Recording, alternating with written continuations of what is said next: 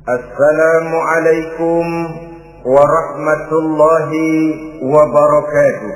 Waalaikumsalam warahmatullahi wabarakatuh. Bismillahirrahmanirrahim. Alhamdulillahi rabbil alamin. Wal 'aqibatu lil muttaqin. ولا عدوان إلا على الظالمين والصلاة والسلام على أشرف الأنبياء والمرسلين سيدنا ومولانا محمد وعلى آله وأصحابه المجاهدين الطاهرين أما بعد. Saudara-saudara kaum muslimin rahimakumullah. Setiap kita muslim di dalam kehidupan ini selalu ingin dicintai oleh Allah Subhanahu wa taala.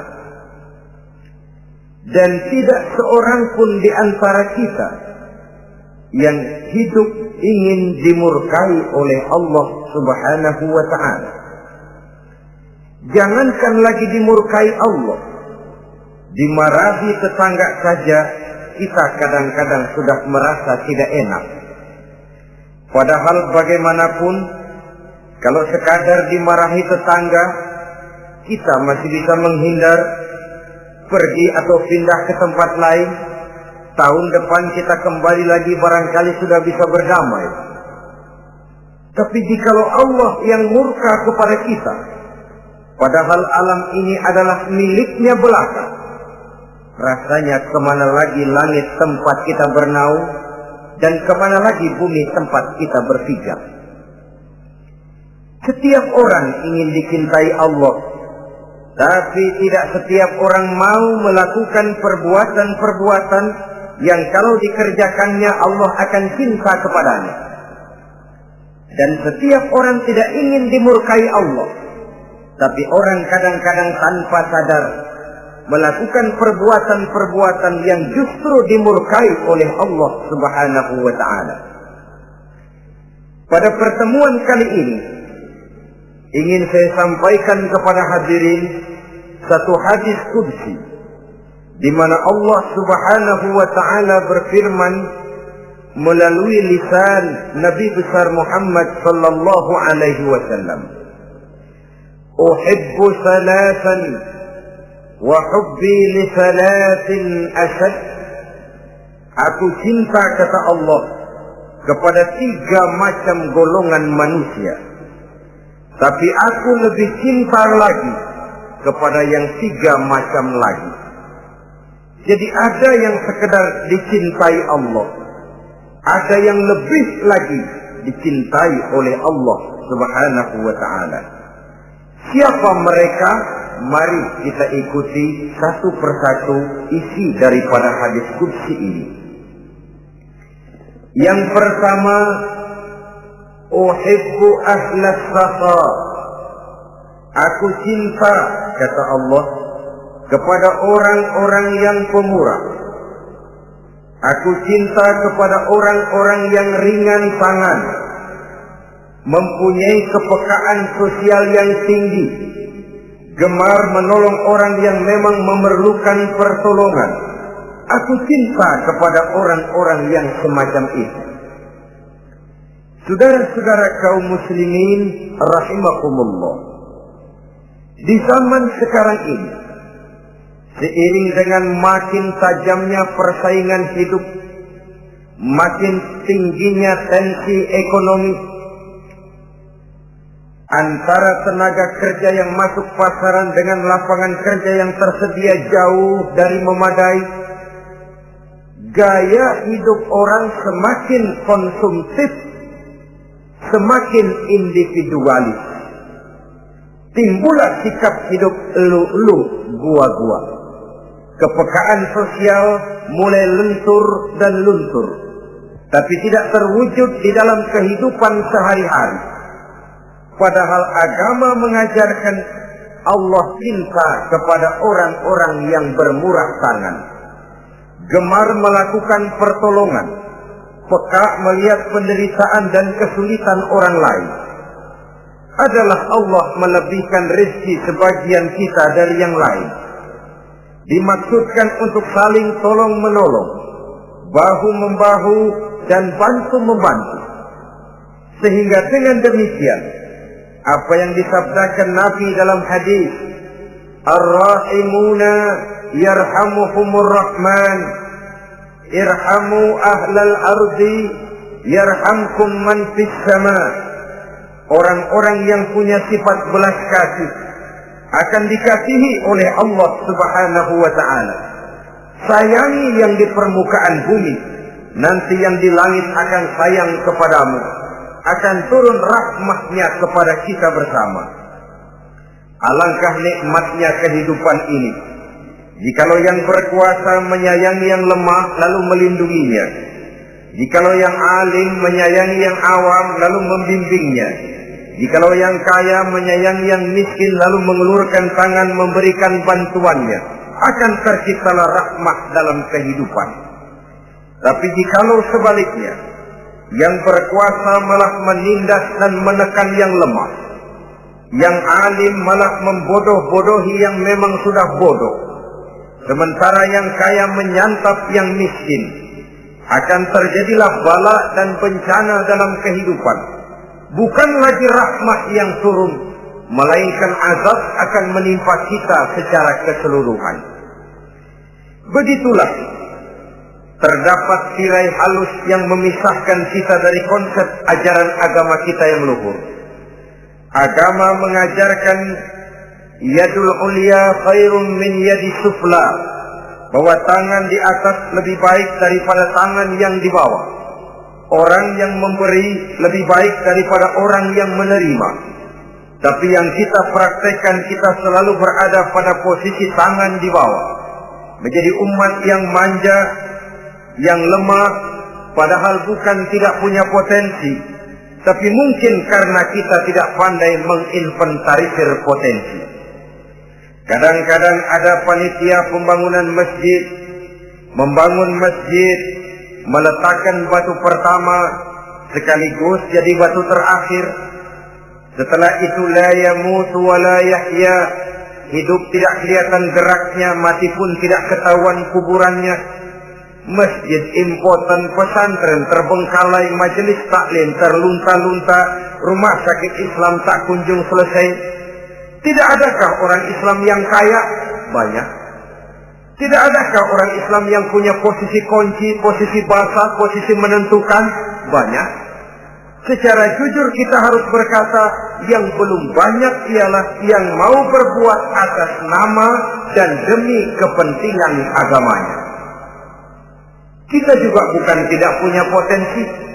Kita tidak pandai menginventarisir potensi untuk kepentingan dan kemaslahatan kita bersama.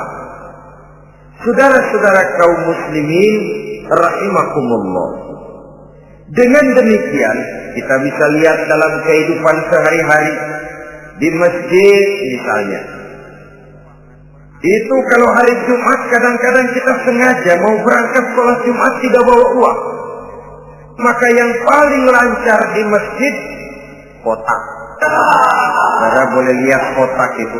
Dari sudut ke sudut hampir tidak pernah macet. Lancar betul jalannya. Sekali macet, kotak.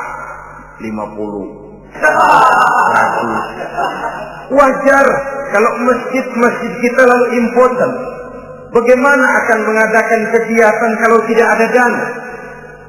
Oleh karena itu pada kesempatan ini saya ingin mengetik, berbahagialah kita jikalau oleh Allah Subhanahu wa ta'ala diberikan kepercayaan berupa titipan, wa mal malu wal banuna illa wadai'. Harta dan anak-anak tidak lain satu titipan dari Allah Subhanahu wa ta'ala. Dan pada satu saat titipan itu akan diambil oleh yang empunya. Allah cinta kepada orang-orang yang pemurah. Allah akan memberikan balasan yang berlipat ganda. Kalau saudara bersedekah kepada anak yatim, bukan si yatim itu yang akan membalasnya. Kalau saudara membantu pembangunan masjid, bukan panitia masjid yang akan memberikan ganjarannya.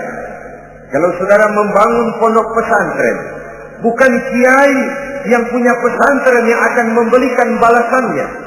Allah Subhanahu wa ta'ala melalui jalan yang tidak kita sangka-sangka, melalui jalan yang dalam istilah Quran disebut min haitsu la yahtasib, melalui jalan yang tidak pernah kita hitung, kita sangka sama sekali, jalan gaib yang hanya Allah saja yang maha tahu. Sebaliknya, wa hubbi lil faqir as-sakhi asad, kata Allah, aku cinta kepada orang-orang yang pemurah, tapi aku lebih cinta lagi kepada orang-orang miskin yang pemurah. Orang kaya pemurah, Allah cinta. Orang miskin pemurah, Allah lebih cinta. Kenapa? Kalau orang kaya sedekah 5.000 rupiah misalnya, orang miskin pun sedekah 5.000 rupiah, sama jumlahnya, sama ikhlasnya, sama halalnya, tapi besarnya pahala lebih besar sedekah si miskin yang 5.000 rupiah itu ketimbang si kaya yang juga 5.000 rupiah. Kenapa maka demikian? Oh, buat orang kaya uang 5.000 apalah artinya. Tapi buat si miskin, untuk jumlah 5.000 itu dia harus peras keringat, banting tulang, pergi pagi, pulang sore, kaki jadi kepala, kepala jadi kaki. Tapi kok dia berani bersedekah sejumlah sedekahnya orang kaya. Ini yang dinilai oleh Allah Subhanahu wa ta'ala. Saudara-saudara kaum muslimin rahimakumullah, sifat inilah yang dahulu dicontohkan oleh baginda Rasul. Bahkan apa yang beliau sedekahkan kepada orang lain biasanya adalah sesuatu yang lebih baik dari apa yang beliau pakai sendiri. Watak ini yang diikuti oleh generasi sahabat. Kita ambil contoh ketika terjadi perang Tabuk misalnya. Datanglah Sayyidina Abu Bakar Siddiq, membawa seluruh harta bendanya disumbangkan di jalan Allah. Melihat ini Nabi bertanya, hal tarakta li ahlika syai'an ya Abu Bakar? Wahai Abu Bakar, begini banyak harta yang kau infakkan fi sabilillah ini, apakah buat keluargamu sudah kau tinggalkan? Sayyidina Abu Bakar dengan tegas menjawab, taraktu lahumullaha wa rasulahu. Sudah, saya tinggalkan mereka Allah dan Rasulnya. Saya tinggalkan mereka keyakinan, akidah, iman, bahwa kalau kami menolong Allah, menolong agama, Allah akan menolong kami. Bahwa kami tidak akan jadi melarat karena memperjuangkan agama. Bahwa kami tidak akan jatuh miskin kalau harta ini kami belanjakan di jalan Allah.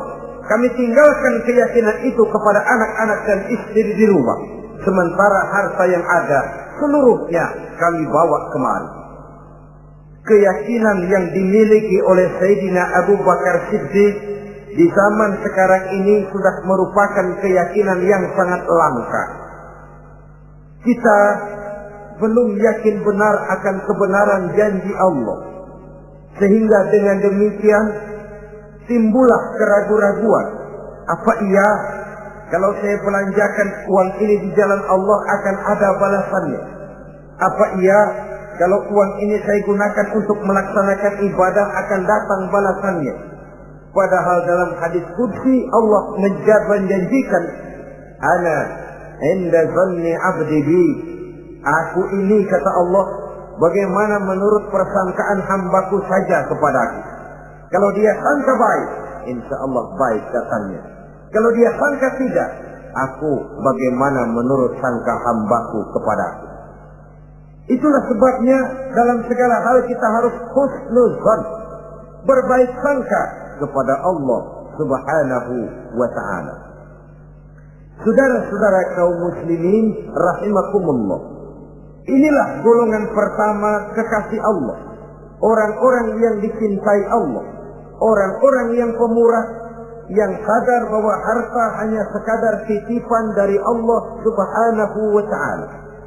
Dan harta menurut Nabi, apabila sudah kita belanjakan di jalan Allah, dia akan berkata, pertama, kuntu qalilatan fakassartani, jumlahku sebenarnya sedikit, tapi lantaran engkau sedekahkan aku, engkau belanjakan aku di jalan Allah, maka jumlahku jadi banyak. Kau sedekah 1.000 dibalas 7.000 dikali 10 dikali 100 masih ditambah, wallahu yudha'ifu liman yasha. Allah melipat gandakan pahala kebajikan dari orang-orang yang dikehendakinya. Yang kedua, harta itu akan bicara lagi. Kuntu faniyatan fa'abqaitani. Aku ini sebenarnya fana, tidak kekal, berubah, relatif dan temporer, sirna oleh pergeseran masa dan pertukaran waktu. Tapi lantaran engkau sedekahkan aku, engkau belanjakan aku di jalan Allah, maka nilaiku jadi kekal, akan mendampingi engkau sampai di hadratullah azza wa jalla di akhirat nanti. Jadi harta yang kita tumpuk-tumpuk, yang kita sangka akan mengekalkan kita sampai tidak akan miskin 7 keturunan, dengan segala macam cara kita tempuh, dia bukan harta yang kekal. Yang kekal yang kita belanjakan di jalan Allah Subhanahu wa ta'ala. Itu milik kita yang benar-benar akan kita nikmati. Yang ketiga, harta itu akan berkata lagi, kunta harisi fal ana sirtu harisaka.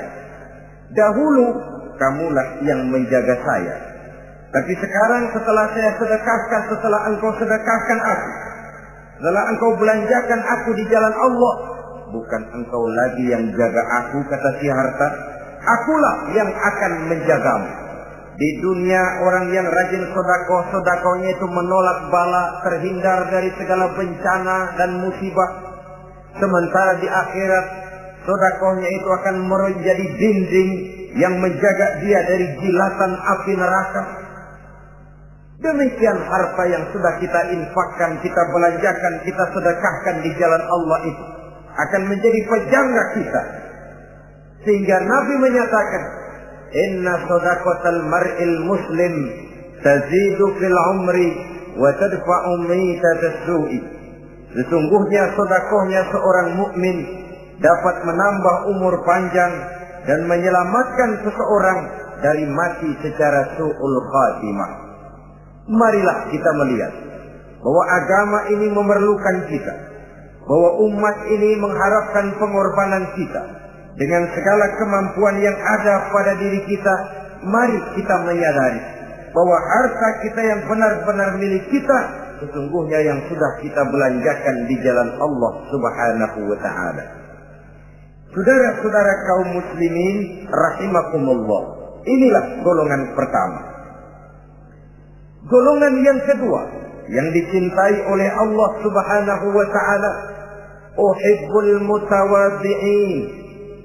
Aku cinta, kata Allah, kepada orang-orang yang rendah hati, orang-orang yang membawa ilmu padi, makin berisi makin merunduk, makin di puncak makin sadar akan kelemahan dan keterbatasannya.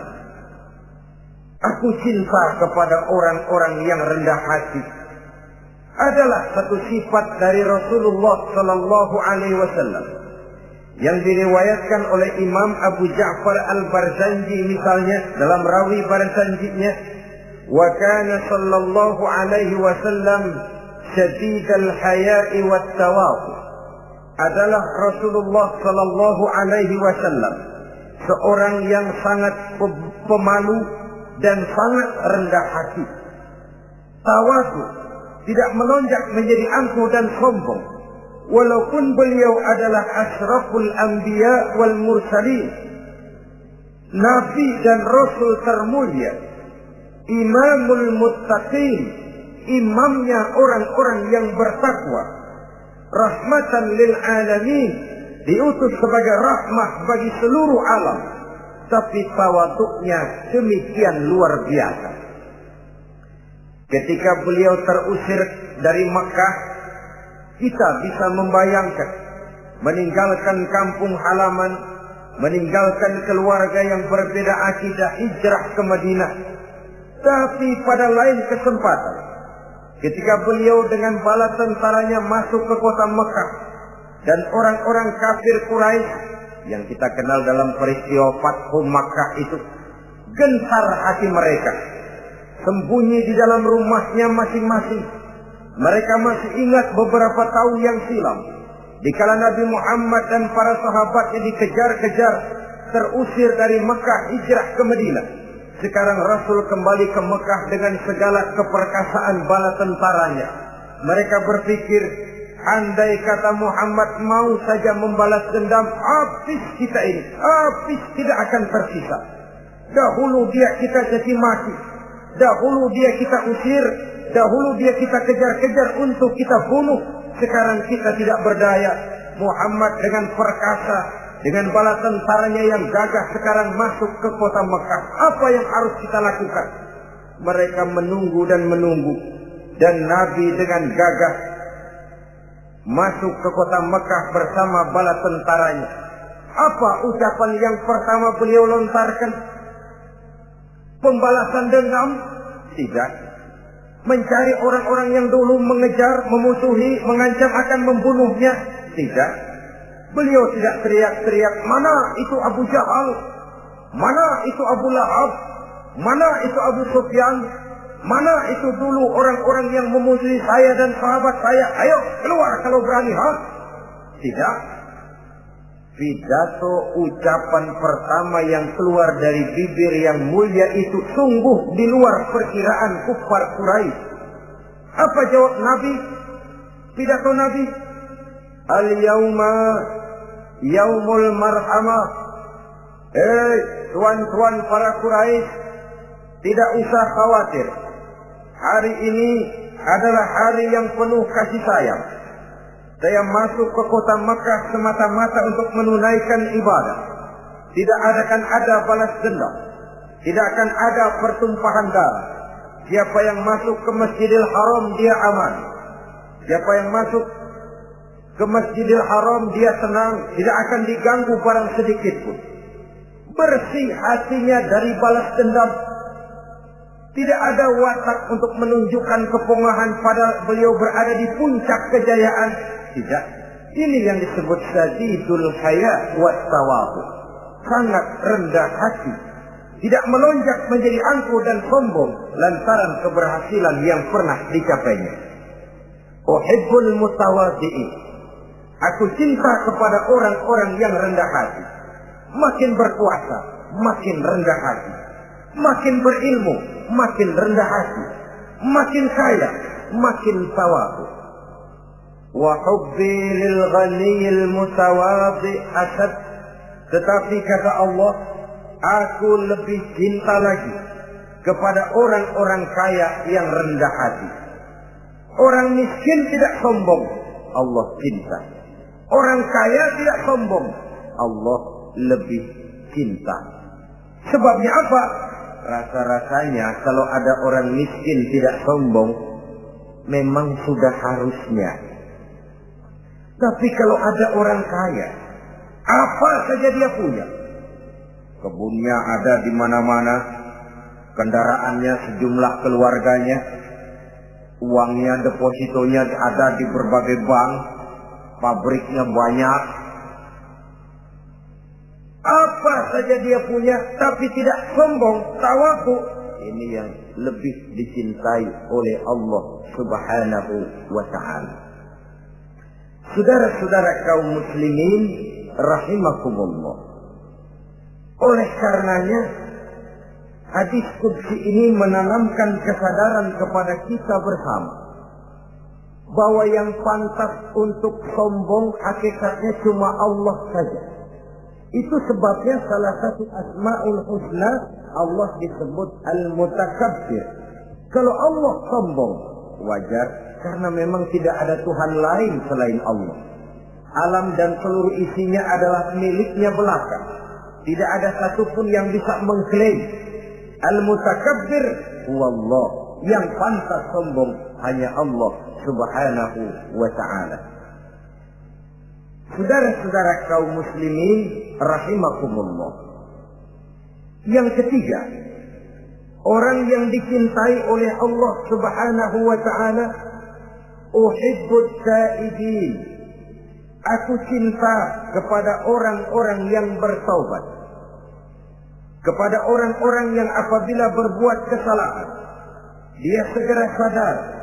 Dijadikannya kesalahan itu sebagai satu pelajaran untuk tidak diulanginya lagi pada masa yang akan datang. Adalah lebih baik kita mulai dari kertas yang kelabu, hitam sekalipun, kalau akhirnya akan menjadi lembaran-lembaran yang putih, ketimbang kita mulai dengan lembaran yang putih, kalau akan ditutup dengan lembaran-lembaran hitam noda yang tidak berhapus. Allah subhanahu wa ta'ala Maha Pengampun, Pengasih dan Penyayang. Ia akan memaafkan segala perbuatan yang bersifat salah dari hamba-hambanya, asalkan tidak diulanginya lagi. Manusialah yang sering kejam, membiarkan dirinya larut dan hanyut diseret arus dosa. Ia sadar itu satu kesalahan, tapi tidak berupaya untuk menyelamatkan dirinya sendiri. Apakah itu berupa yang namanya judi, minuman keras, menipu orang lain, durhaka kepada kedua orang tua, jahat kepada tetangga, suka memfitnah orang lain. Dibiarkan dirinya hanyut di dalam lembah dosa tanpa upaya penyelamatan sama sekali. Atau kadang-kadang mengulur waktu. Nanti saja sudah tua-tuaan sobatnya. Padahal waktu tidak pernah main-main. Uhibbut taibin. Aku cinta kepada orang-orang yang mau bertobat. Wa hubbi lisyabit taib asad. Tapi aku lebih cinta lagi kepada orang-orang muda yang mau bertaubat. Apabila orang tua bertaubat, Allah cinta. Anak muda bertaubat, Allah lebih cinta. Dalam usia mudanya, di mana darah masih mengalir dengan panas, sejuta khayal dan keinginan masih bersemi di dalam benaknya, dia sanggup blokir semua itu, disalurkannya di jalan Allah. Allah cinta sekali kepada orang-orang semacam itu.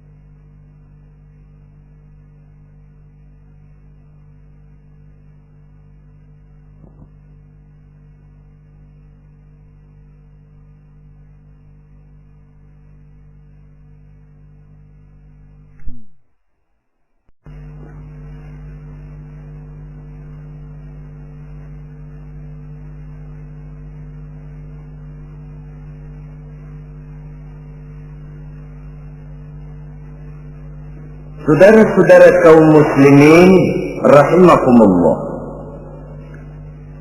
Kalau tadi sudah saya jelaskan 3 golongan orang-orang yang dicintai Allah, yakni para kekasih Allah.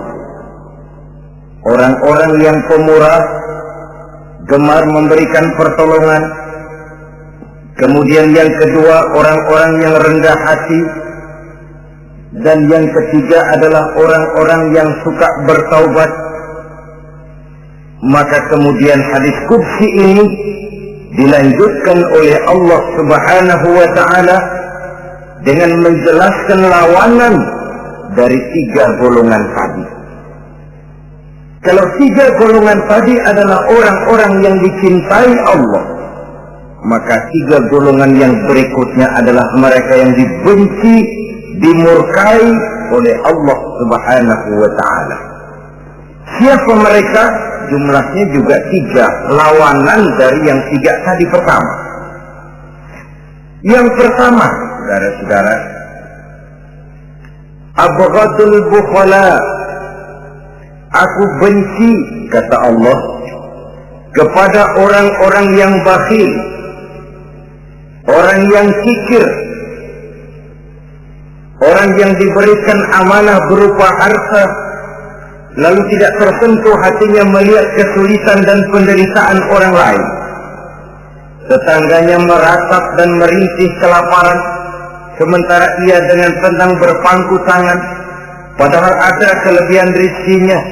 Ia tahu kesulitan orang lain, tapi ia tidak berusaha mengulurkan tangan memberikan bantuan. Kenapa seseorang bisa terjebak ke dalam penyakit bakhil bin kikir alias pelit seperti ini? Oleh karena harta benda dunia itu sudah berakar kuat di hatinya. Tidak mau lepas lagi ia dari sana. Tidak mau berpisah ia dengan harta itu walau sedikit jua pun. Dan memang para ulama sufi mengajarkan, orang kaya itu ada 2. Ada orang kaya hakiki, ada orang kaya majazi. Orang kaya hakiki, orang kaya sebenarnya adalah orang yang kaya hatinya. Luas cakrawala pandangannya, terbentang nuansanya, tidak cuplik melihat karunia yang diberikan Allah dalam kehidupan ini. Orang yang kaya hati, inilah orang kaya hakiki. Adapun orang kaya majazi adalah orang yang banyak hartanya tapi miskin hatinya. Hidupnya sudah melimpah tapi ia selalu merasa kurang, maka ia tidak pernah cukup. Posisinya sudah kaya tapi ia masih merasa miskin, maka ia pun selalu miskin. Imam Ghazali rahimahullah memberikan contoh yang indah. Perjalanan hidup manusia sama dengan naik kapal laut yang besar menuju pulau bernama akhirat, mencapai pantai surga bahagia. Kapal ini akan singgah di satu pulau bernama dunia. Para penumpang diperbolehkan turun, tapi sebelumnya diingatkan lebih dahulu bahwa ini cuma sekedar tempat transit. Di dunia, di pulau yang bernama dunia, para penumpang boleh mengambil apa yang memang diperlukan untuk bekal dalam perjalanan. Tapi jangan lupa bahwa kapal akan melanjutkan perjalanan menuju kepulauan akhirat yang kekal dan abadi. Maka turunlah para penumpang ke pulau yang bernama dunia ini. Macam-macam tingkah lakunya ketika mereka menjejakkan kaki ke pulau dunia. Ada yang tetap sadar kepada pesan nakoda. Dia turun ke pulau yang bernama dunia, yang hijau, ranau, indah, memikat, mempedaya, mempesona. Tapi ia tetap sadar, ini cuma tempat transit, ini cuma tempat persinggahan sementara, bukan ini tempat yang akan saya tuju. Kapal akan segera berangkat, saya harus bersiap-siap. Diambilnya apa yang diperbolehkan di pulau bernama dunia sebagai bekal menuju perjalanan akhirat. dan setelah itu dia segera kembali ke kapal untuk melanjutkan perjalanannya. Ada pula penumpang yang lalai. Ketika turun ke pulau bernama dunia ini, ia lupa kepada pesan sang nakoda. Ia terpedaya oleh hijau ranaunya kepulauan dunia. Ia terpikat oleh gemerlapnya kehidupan dunia. Sibuklah seluruh waktunya untuk mengambil segala yang ada di kepulauan dunia ini. Ia menyangka bahwa ia sudah sampai kepada tujuan yang sebenarnya. Dikala peluit kapal berbunyi, pertanda kapal akan segera berangkat, rupanya baru sadar dia bahwa ini bukan tujuan yang sebenarnya. Ia berusaha kembali ke kapal, walaupun masih bisa ikut naik kapal, tapi sayang tempatnya sudah ditempati oleh orang lain. Inilah contoh dari orang-orang yang kehidupan dunia telah melalaikan mereka daripada tujuan akhirat. Yang lebih celaka adalah nasib penumpang ketiga. Mereka yang tertinggal sama sekali di kepulauan dunia ini. Mereka lah orang-orang kafir, orang-orang munafik, orang-orang musyrik. Bagi mereka surgalah dunia ini. Bila kehidupan dunia berakhir pula lah surganya sampai di situ. Ia menyangka sudah sampai kepada terminal akhir, padahal cuma sekedar halte, tempat di mana kapal singgah sebentar saja untuk melanjutkan perjalanan menuju kepulauan akhirat yang kekal dan abadi. Saudara-saudara kaum muslimin rahimakumullah, orang-orang yang sadar bahwa dunia cuma sekedar satu tempat transit, maka kesadaran itu menggugah dia kepada keyakinan terhadap kalimat inna lillahi wa inna ilaihi raji'un. Segalanya datang dari Allah, segalanya akan kembali kepada Allah. Tidak ada yang dibawanya saat ia terlahir ke alam dunia ini, dan tidak akan ada yang dibawanya kembali saat ia keluar meninggalkan alam dunia ini, kecuali iman dan amal soleh yang dikerjakannya di dalam kehidupan kita. Bukan bakhil yang menyebabkan orang cepat jadi kaya, bukan pemurah yang menyebabkan orang jatuh miskin dan bangkrut, tetapi kesadaran bahwa segalanya datang dari Allah, segalanya akan kembali kepada Allah, akan membuat kita walaupun memiliki harta dan benda, tapi ia tidak berurat dan berakar di dalam hati. Abghadul bukhala, kata Allah, aku benci kepada orang-orang yang bakhil. Kadang-kadang jangankan untuk orang lain, untuk kepentingan agama, dirinya sendiri saja tidak bisa menikmati kekayaannya. Kaya dia sebenarnya, tapi dia tidak sadar akan kekayaannya. Lebih celaka lagi, dia tidak tahu untuk apa kekayaan itu akan dipergunakan. Lahirnya mazhab materialisme, hidup serba cukup, serba ada, seperti yang kita lihat di negara-negara yang makmur, di Eropa bagian barat misalnya. Keluarga-keluarga jet set yang akhirnya bingung karena kebanyakan harta. Kalau kita di timur umumnya bingung karena tidak punya harta. Di sana orang bingung karena kebanyakan harta, mau diapakan harta itu. Akhirnya timbullah gaya hidup yang aneh-aneh, membentuk klub-klub nudis terlepas dari pergaulan dunia ramai, bergerombol tidur di goa-goa, padahal rumahnya macam istana, kamarnya 37, ada kolam renang, ruangan ber-AC, kemana pergi mobil sejumlah keluarga, dari merek-merek yang mewah, keluaran mutaakhir. Tidak puas mobil punya kapal pesiar, kapal laut, tidak cukup kapal laut punya kapal pesawat terbang pribadi. Apa yang dimau uangnya bisa bicara, tapi akhirnya lalu sampai kepada titik jenuh, sampai kepada yang namanya frozen emotional attitude. Dan sikap bakhil inilah yang pada akhirnya mendorong seseorang untuk sampai kepada tingkat yang disebut tamak, rakus, serakah. Dan mental semacam ini tidak hanya membahayakan bagi pribadi yang punya watak, tapi juga bagi lingkungan, bagi masyarakat, bahkan dalam skop yang luas, bagi pertumbuhan suatu bangsa, bagi pertumbuhan suatu negara. Sikap-sikap tamak, rakus, serakah, mau menang sendiri, mau kuasa sendiri, mau basah sendiri, mau kaya sendiri, persetan dengan orang lain, adalah sikap-sikap yang tidak saja bertentangan dengan ajaran agama kita, tapi juga bertentangan dengan falsafat dasar kehidupan bangsa kita, yakni Pancasila. Saudara-saudara kaum muslimin rahimakumullah, lawanannya kemudian Allah menyatakan, wa bughdi lil ghaniyil bakhil asad, aku benci kepada orang yang bakhil, tapi aku lebih benci lagi kepada orang-orang kaya yang bakhil. Kalau orang miskin pelit, barangkali masih orang berkata pantaslah dia itu pelit, miskin. Tapi kalau kaya, bakhil, kaya, pelit, rasanya orang menyayangkan.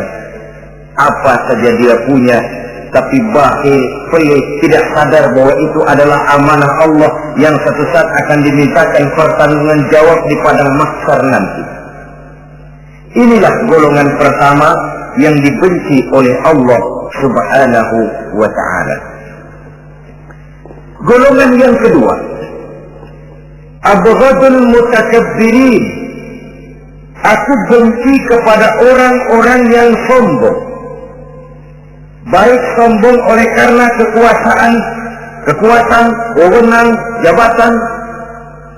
Baik sombong oleh karena ilmu pengetahuan, skill, keahlian, kemampuan. Baik sombong oleh karena harta benda dan kekayaan. Sombong dalam segala bentuknya tidak disenangi oleh Allah Subhanahu wa ta'ala. Inilah yang saya maksud tadi dengan membawa ilmu padi seharusnya. Semakin berisi, semakin merunduk. Sebab pepatah orang-orang tua kita bilang, air beriah tanda tak dalam, tong kosong bunyinya nyaring. Orang belajar silat kalau baru dapat 2-3 jurus memang genit, bukan main. Sesuatu yang barangkali sudah lumrah dalam kehidupan. Tapi yang diajarkan oleh agama, abghadul mutakabbirin, aku benci kepada orang-orang yang sombong. Al-Quran syarat dengan contoh-contoh baik dari perjalanan sejarah, baik dari perjalanan para hidup para nabi dan para rasul. Seluruhnya merupakan tamsil, contoh dan ibarat bagi kita bersama. Fanzuru kaifa kana akibatul mukazzibin, fanzuru kaifa kana akibatul mujrimin. Berjalanlah kamu di permukaan bumi, lihat bagaimana akibat yang diderita oleh para pendusta, lihat bagaimana akibat yang diderita oleh para pembuat dosa, oleh orang-orang yang sombong, angkuh, congkak dan takabur. Mereka satu demi satu mengalami kehancuran tenggelam di perut sejarah. Kurang apa Fir'aun? Kurang apa Raja Namrud? Kurang apa Raja Abrahat?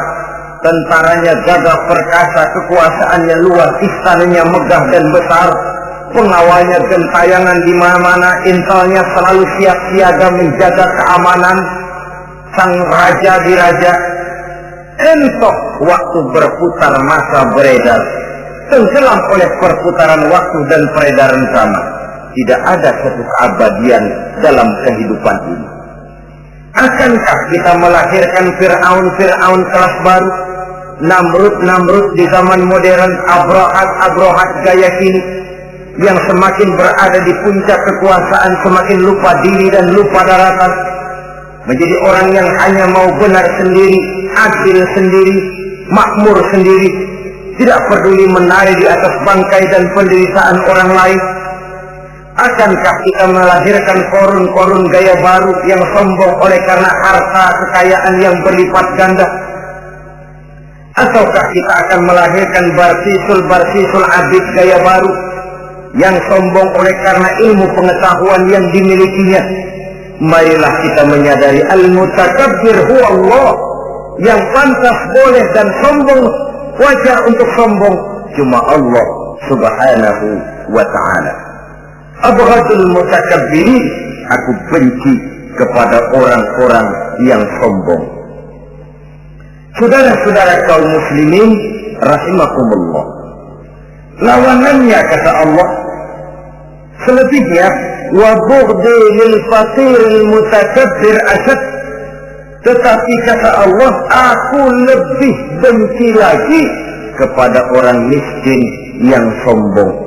Ini yang sudah tidak punya pilihan. Orang pintar sombong barangkali lumayan, goblok sombong minta ampun. Pejabat sombong barangkali karena punya pangkat. Rakyat sombong, apa yang mau disombongi? Orang kaya sombong barangkali karena kekayaannya. Melarat, miskin, sombong, minta ampun. Sebab itu kata Allah, aku benci kepada orang-orang sombong, tapi aku lebih benci lagi kepada orang-orang miskin yang sombong. Hadis qudsi ini tentu saja memberikan satu kesadaran rohani yang paling dalam pada kehidupan kita setiap pribadi muslim, bahwa kita sejauh yang bisa kita lakukan hanyalah berusaha berbuat. Kita terikat oleh sunnatullah, kata kita orang beragama, hukum alam kata para ahli alam, natural of law katanya. Tapi di sebalik itu sesungguhnya segala hasil usaha, kepastian dan ketentuannya hak prerogatif dari Allah subhanahu wa ta'ala. Sehingga pada puncaknya kita akan sampai kepada pengakuan yang paling jujur, la haula wa la quwwata illa billah. Tidak ada daya kita, tidak ada kekuatan kita kecuali apa yang memang telah diberikan Allah. Ialah sumber daya, sumber gerak, sumber seluruh kekuatan. Dan kita manusia hanya mencapai itu kalau dikaruniai oleh Allah subhanahu wa ta'ala. Sewajarnya, makin bertambah ilmu, makin sadar kita akan kebodohan kita. Seperti yang diucapkan oleh Al-Imam Syafi'i rahimahullah, setiap tambah ilmuku, bertambah tahulah aku akan kebodohan. Sewajarnya, semakin bertambah harta kita, semakin sadar kita akan kemiskinan kita. Semakin bertambah tinggi pangkat dan jabatan kita, semakin sadar kita dari mana kita datang, kemana kita akan pulang, dan di mana kita akan berada sekarang. Dengan kata lain, ilmu itu, harta itu, pangkat dan kedudukan itu sesuatu yang perlu dan perlu. Tapi bukan sebagai tujuan. Semuanya cuma sekedar alat. Tujuannya apa? Jangka panjang di akhirat untuk mencapai ridho Allah. Jangka pendek di dunia ini harus menjadi rahmatan lil alamin. Bagaimana ilmu itu jadi rahmah bagi lingkungan, bagaimana kekuasaan itu jadi rahmah bagi lingkungan, bagaimana harta itu jadi rahmah bagi lingkungan, berfungsi sosial untuk kebersamaan di dalam kehidupan ini.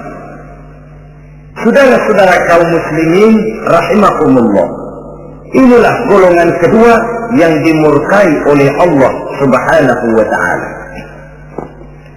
Golongan yang ketiga,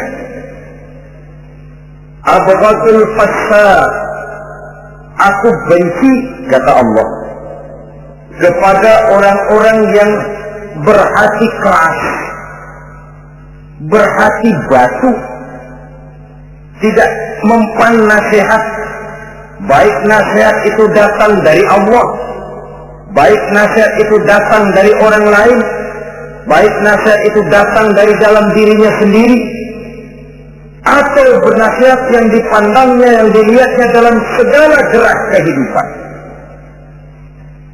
Satu hari bahkan beberapa sahabat pernah menghadap Rasulullah Sallallahu Alaihi Wasallam. Ya Rasul, jikalau sekarang ini kami nyaris tidak punya problem, artinya semua problem kami tuntas, sedikit kami bingung, Tuanlah tempat kami bertanya. Kami tidak mengerti hukum, Tuan tempat kami meminta fatwa. Kami ingin mendapat petunjuk, kepada Tuan kami mengadu. Tapi nanti kalau suatu saat Tuan telah berangkat meninggalkan kami ya Rasulullah, menghadap Allah Subhanahu wa ta'ala, tinggallah kami hidup tanpa bimbingan Tuan, kemana lagi kami harus minta nasihat? Baginda Rasul senyum, kemudian beliau menjawab, taraktu lakum nasihatain. Kamu tidak usah khawatir. Kalaupun pada satu saat nanti aku berangkat meninggalkan kamu semua, kembali menghadap Allah Subhanahu wa ta'ala, kamu tidak perlu bingung. Tempat kamu minta nasihat ada, tempat kamu bertanya ada, tempat kamu minta fatwa dan kepastian hukum ada. Taraktu lakum nasihatain. Aku tinggalkan untukmu dua macam nasihat. Pertama, yang aku tinggalkan kepadamu itu nasihat yang pandai bicara. Yang kedua, yang aku tinggalkan kepadamu itu nasihat yang diam saja. Sahabat lalu bertanya, kalau nasihat yang bisa bicara itu apa ya Rasul?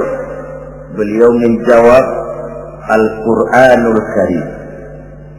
6.666 ayat, 30 juz, 114 surah, seluruhnya nasihat bagi umat Islam.